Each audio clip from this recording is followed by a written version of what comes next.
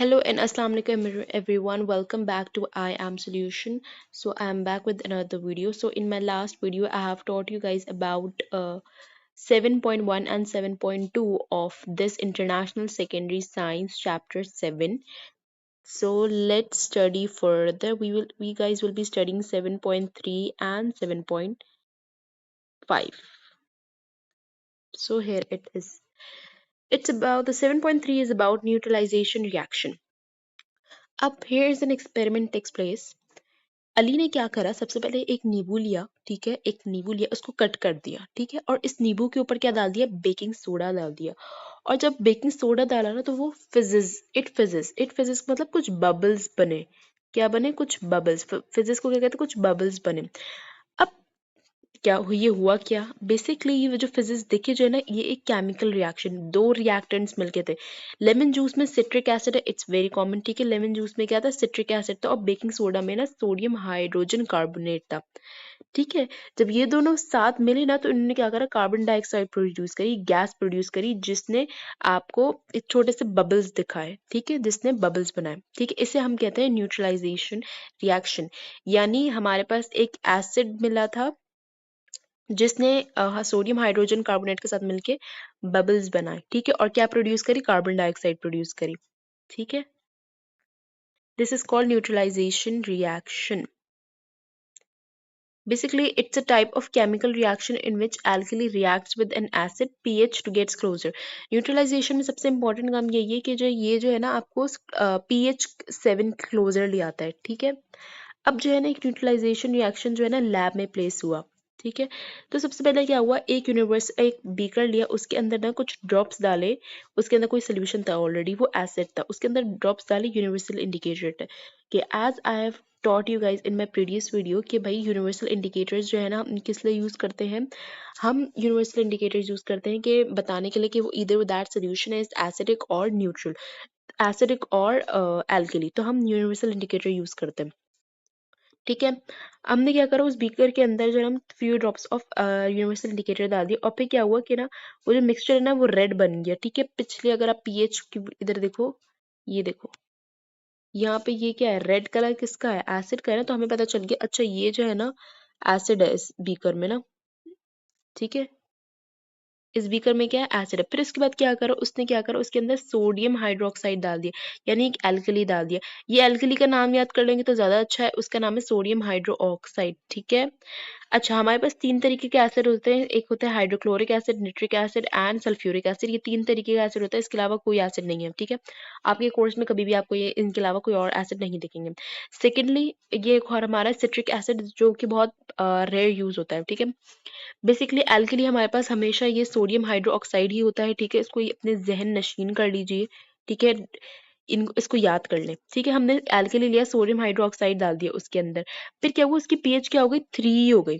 फिर क्या हुआ, उसने बार बार डालता रहा, फिर उसकी पीएच क्या हो गई, ग्रीन ही हो गई। और अगर आपको याद हो तो पीएच ग्रीन पे जो है ना क्या हो जाता है, वो जो सोल्यूशन था वो क्या था, न्यूट्रल था, ये देखो ग्रीन पे। और न्यूट्रलाइजेशन का सबसे बड़ा काम क्या है कि वो क्या करता है, एसिड को और एल्कली को मिला के क्या बना देता है, क्या बना देता है, उसका जो पीएच है ना वो क्लोजर टू 7 कर लेता है, ठीक है। अब मैं अब let's see further, why it's not loading, अच्छा कुछ है ही नहीं। अब जो है ना ये एसिड और alkali sorry neutralisation reaction use कब होता है, बेसिकली ना ये सॉइल्स में यूज होता है, ठीक है। अब फॉर एग्जांपल, अब हमारे पास एक प्लांट है, उसकी फॉर एग्जांपल कैरेट है, कैरेट जो है ना उसकी पीएच क्या होती है, 6 होते हैं, वो मतलब सबसे बेस्ट जो ग्रो करेगा ना वो 6 पे करेगा, और टी जो है वो क्या करेगी, 4.0 या 5.5 पे, ठीक है। ये इस तरीके के।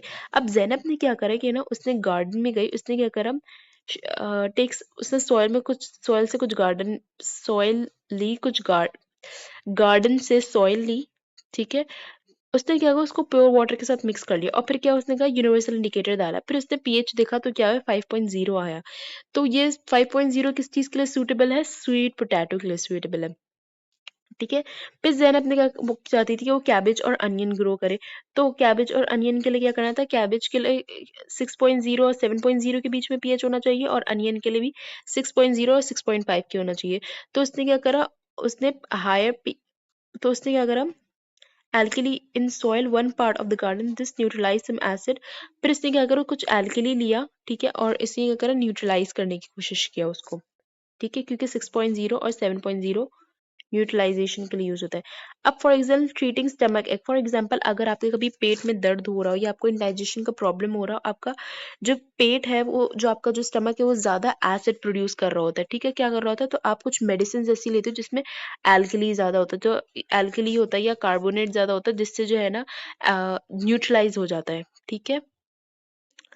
Now let's see further to the 7.5, ठीक है, let me scroll it down। अब 7.5 is about acid, acidic rain. अब ताजमहल तो भाई कौन नहीं जानता, ठीक है, सब लोग जानते हैं, सबने हिस्ट्री भी पढ़ी हुई है, और अगर नहीं भी पढ़ी होती तो वैसे भी पता है कि शाहजहां ने अपनी बेगम मुमताज बेगम के लिए बनाया था। अब वो जो है ना मुगल्स के टाइम पे बना हुआ था, नॉट मुगल्स, बहुत ही पुराना बना हुआ है, ठीक है, इंडिया में ताजमहल।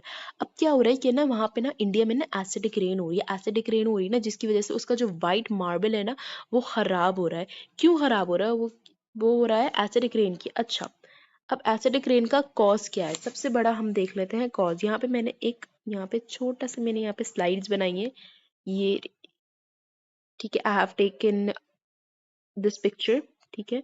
अब एसिडिक रेन हो क्यों रही है, सबसे पहले क्या हो रही है, फॉसिल फ्यूल्स बर्न हो रहे हैं, फॉसिल फ्यूल यानी ऑयल, कोल, ठीक है, इस तरीके, ऑयल हो गया, वाटर हो गया, तो फॉसिल फ्यूल बर्न हो रहे हैं, जिसकी वजह से ना इलेक्ट्रिसिटी प्रोड्यूस करने के लिए फॉसिल फ्यूल बर्न कर रहे हैं, जिसकी वजह से दो मेजर सोर्स निकल रहे हैं, that is sulphur oxide and nitrogen oxide, ठीक है। नाइट्रोजन ऑक्साइड ये बहुत हार्मफुल गैसेज हैं, आई रिपीट ये बहुत हार्मफुल गैसेज हैं, ठीक है।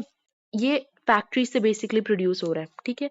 दूसरा है कि कार्स, ट्रक्स, बसेस की वजह से भी नाइट्रोजन ऑक्साइड और सल्फर डाइऑक्साइड निकल रही है एयर में, ठीक है, ये भी एक रीजन है, ठीक है।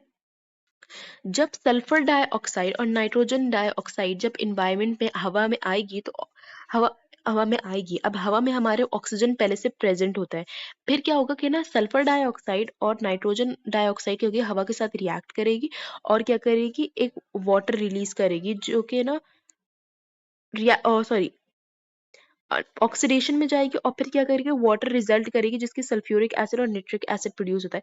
ये तो इंपॉर्टेंट नहीं है, मैं आपको कॉन्सेप्ट के लिए बता रही हूँ।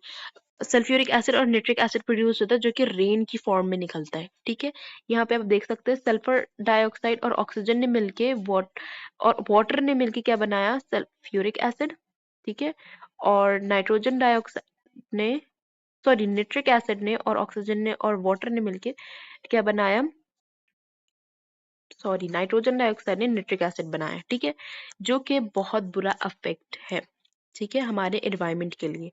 सो इट्स वेरी इंपॉर्टेंट कि जो है ना ये फॉसिल फ्यूल्स जो बर्न हो रहे हैं इलेक्ट्रिसिटी प्रोड्यूस करने के लिए, या फिर हमारे पास जो एक कार और ट्रक्स वगैरह यूज हो रहे हैं, इनकी वजह से जो है ना हमारे एनवायरनमेंट में एसिडिक रेन प्रोड्यूस हो रही है, ठीक है।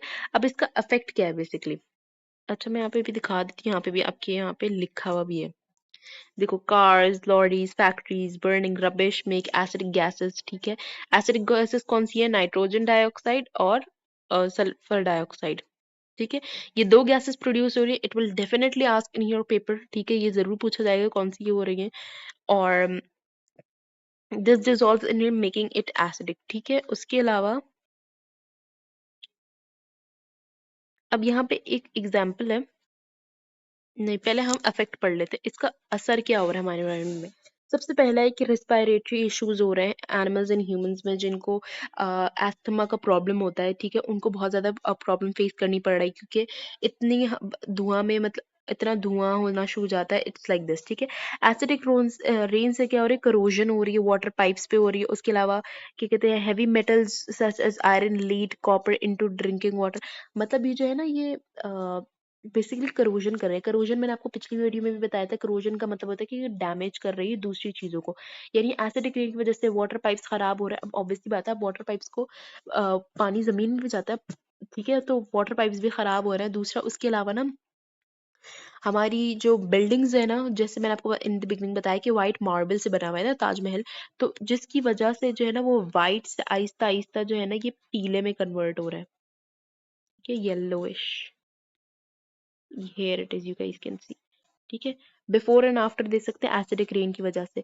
तीसरा हमारे पास देखो, when acid rain falls down and flows in the river pounds it affects aquatic ecosystem. Aquatic system यानी जो जो पानी में रहने वाले जानवर होते हैं, for example fishes and etcetera, ठीक है, इनको भी अफेक्ट कर रहा है, ठीक है, ह्यूमंस को भी अफेक्ट कर रहा है, एनिमल्स को भी अफेक्ट कर रहा है, इवन दो हमारी चीजों को भी अफेक्ट कर रहा है। एसिडिक रेन का इतना बुरा अफेक्ट है, ठीक है। अब यहाँ पे ये आपको इक्वेशन लर्न करनी है, ठीक है। अब ये आपके इसमें वर्ड्स में लिखे हुए हैं, तो हम इस तरीके से करेंगे।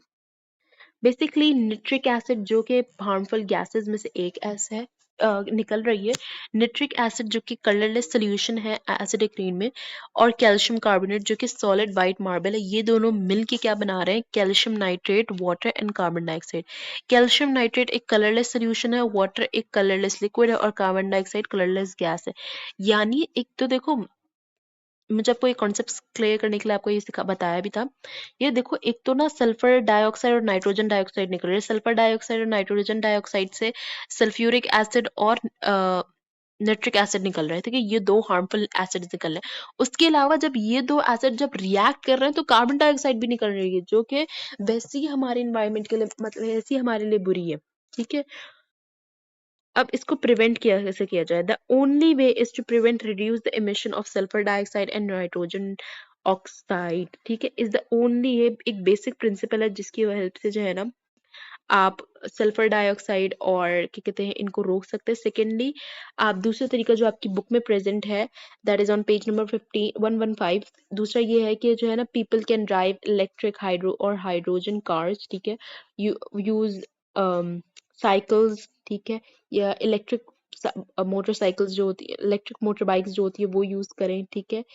एंड या I hope you guys got it, and inshallah I will meet you in my next video. But before that, subscribe to my YouTube channel and share it with your friends and hit the like button. I will meet you in my next video. Till then, bye bye. Allah Hafiz.